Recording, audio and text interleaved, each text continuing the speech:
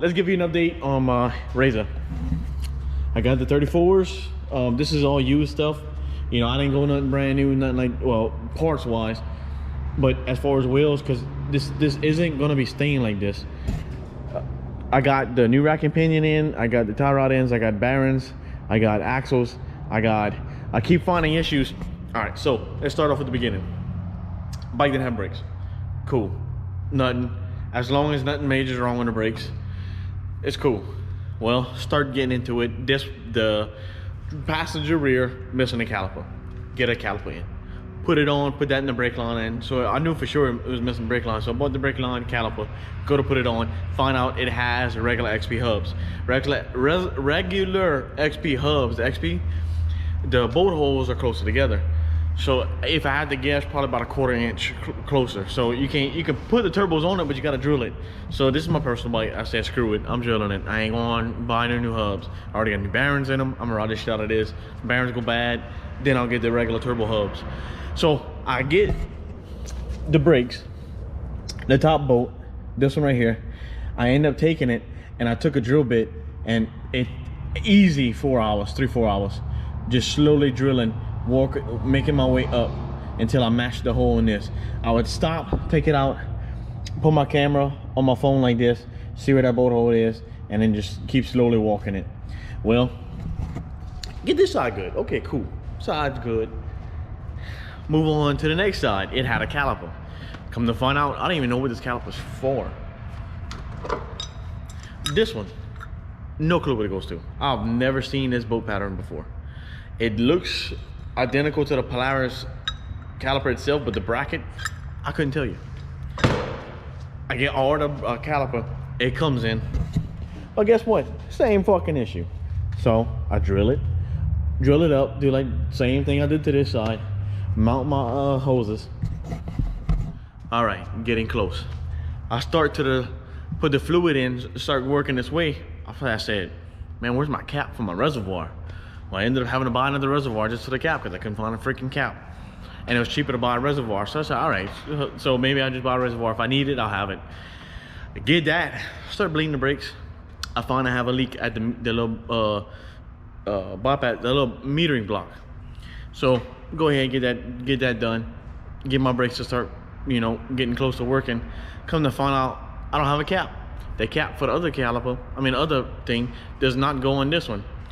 All right, take that cap off, to drain the brakes, take that thing off, put the other one on it. So now I got a new one. Put the new cap back on, start going back to the brakes, start bleeding them. All right, starting to get some action. All of a sudden when I'm starting to get prime, I got a little vacuum thing you hook to the air hose, and I'm starting to pull, I'm starting to get a prime. So I pull some brake fluid, I'll pull out the caliper until I start seeing brake fluid. I cap it off, prime it up, and I do that to all 4 corners, working my way from the furthest point. I get to the other side, finish up, get to this side, you know, I'm in the front right now. Once I finish with that, I go ahead and start priming it again. Start priming it again, then all of a sudden, I feel it break loose. What the fuck? So I start looking, I see brake fluid on my boot, on the boot for the axle. Where the hell is this coming from? They got a little plastic thing that hugs the control arm, the brake rod underneath it to, you know, make it neat. Man, I start feeling underneath that, I feel it wet, right where it's dripping on top of that axle. I said, no fucking way. So Joey was walking by. I said, hey Joe, stop in the front, I'm gonna pump it, see if you see it bleeding. So I started doing that. He's like, whoa, it almost got him. Now I have that. So it just boom, boom, boom, just keep getting issues. And then we had to order some brakes because I let Joey, I put my brakes on this bike because it needed it and it was ready to go. And then we had a set, but it went to Joey's house. His wife probably lost them. So he went ahead and hurried and ordered another set. So tomorrow I have another set of brakes coming in for this with the hopefully a hose. We measured it. I want to say it was 46 inches I needed. So got the hose coming in tomorrow. I'm hoping, and then the new brake pads. So I get that squared away. I'm just hoping that brake line's right. Oh man, I'm hoping it's right. So now I got that new inner belt box on this thing. I'm just looking. Oh man, I got some ugly clutches. I got the inner belt box on, and it's not easy. These things bolt through the transmission. So it has 3 bolts, no, 5 that go through transmission. 2 of them are actually transmission mount. So it's not horrible, but it's not the easiest thing to do. I had to take a 15, you can do it without doing a whole bunch of shit. I took a 15 wrench and I bent it, and I was able to put it on top and grab it with, you know, for backup for that top bolt. But if somebody's doing that, you can actually do it. It could be a top, one of these bolts right here, and you put that curved wrench on the back side. If you feel back here, you can feel it. So I got some silicone right there.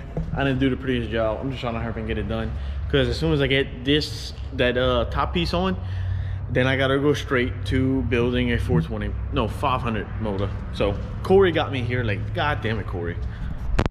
I pulled that charge tube off to see.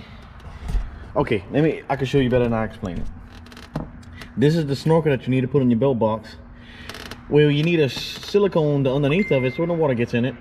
The charge tube was hitting against it and I couldn't really get it in it. So I got it pulled up. When I pulled it up, I was like, man, it's still not enough. So I went ahead and moved it out the way. When I moved out the way, I noticed some grit inside the throttle body. At that point, I said, all right, let me take it off right here. Pulled it off right here, got it out the way.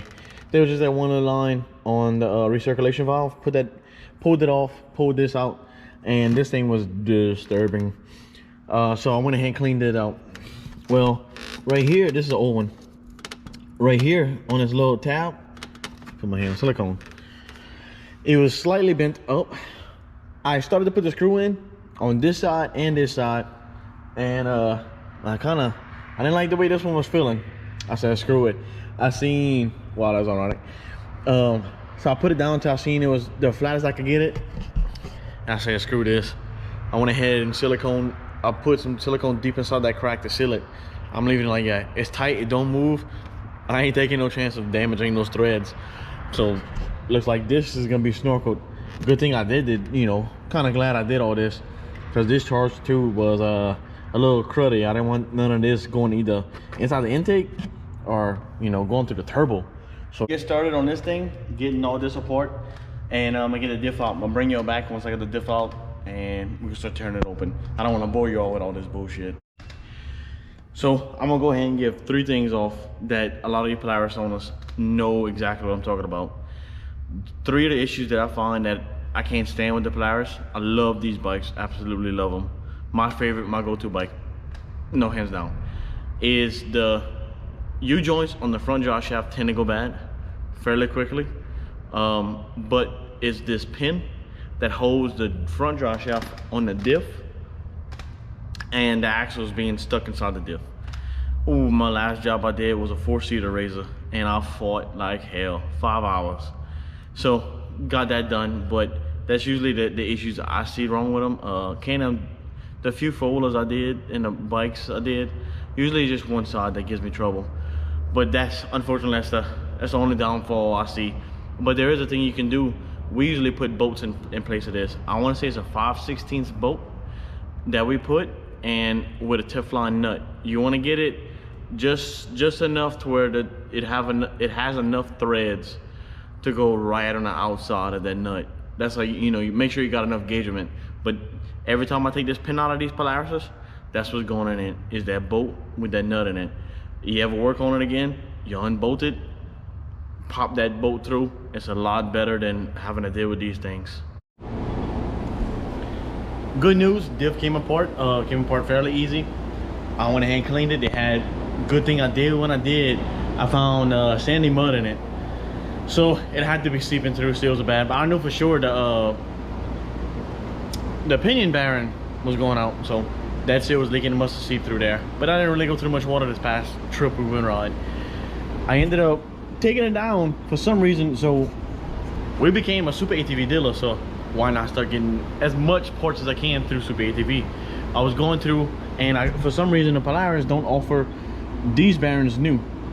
So I remember we had a 1000 XP4 that came in here.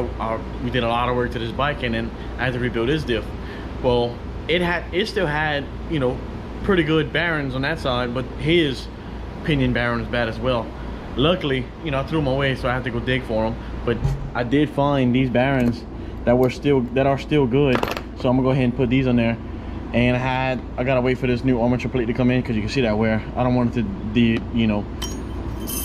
go bad on me while I'm on the trail. And good thing, because they're not cheap, is the sprag cage. My sprag cage, nothing wrong with it. All the rolls in good shape, so I lucked out with that. But